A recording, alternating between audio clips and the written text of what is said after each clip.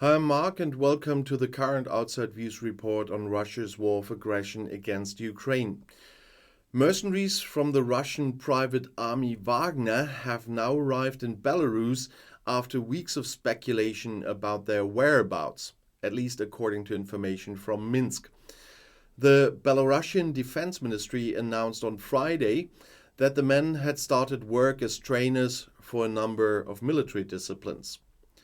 And according to his own statements, Russian President Vladimir Putin initially wanted the Wagner mercenary group to continue fighting in Ukraine, despite their uprising at the end of last month.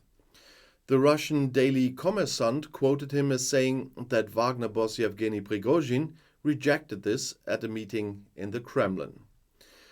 After the arrival of cluster munitions from the USA in Ukraine, Federal Chancellor Olaf Scholz again rated Washington's delivery as their sovereign decision, but he also stressed the importance of the treaty banning this time of munitions. Unlike the USA and Ukraine, my home country Germany signed this treaty.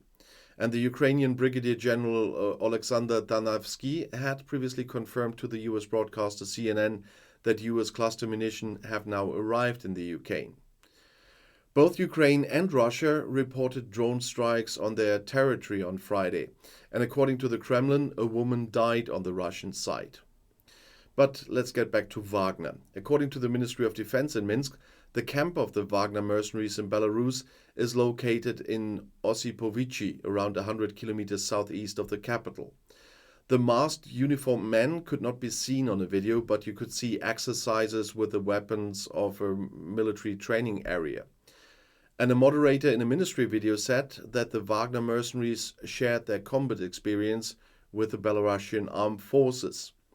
Soldiers in the country, which is a close ally of Russia and still under ruler Alexander Lukashenko, and also gives up its territories for attacks on Ukraine, expressed their gratitude for the instructions in the clip.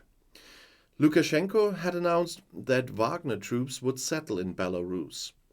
Soldiers for territorial defense are being trained, that was said by Officer Maxim Payevsky of the Belarusian General Staff.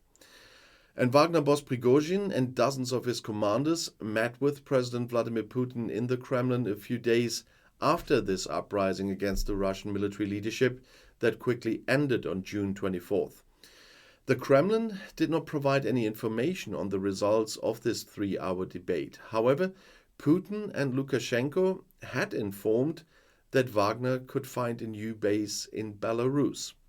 And the Wagner mercenary army, which occupied Rostov-on-Don in southern Russia during the revolt in June, has now handed over a large part of the weapons, ammunition, and military technology to the Moscow Ministry of Defense. Putin had assured the insurgents of impunity and offered them contracts with the ministry. However, the majority is reportedly behind Prigozhin, who has gone into hiding.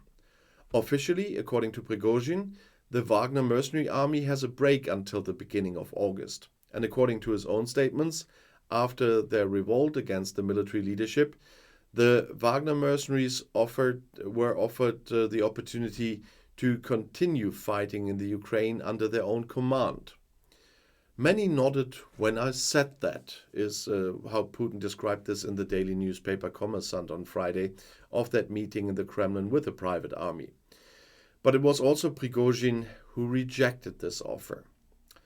The Wagner mercenary force fought for months alongside regular Moscow troops in Russia's war of aggression against Ukraine. They gained notoriety through the battles for the city of Bakhmut. And it's an interesting what is going on there between Prigozhin and Putin still. And we definitely will have to keep an eye on this mercenary group. If you want to have more information about the involvements, the next video is right here in the end screen. I'll see you there. I'll be back.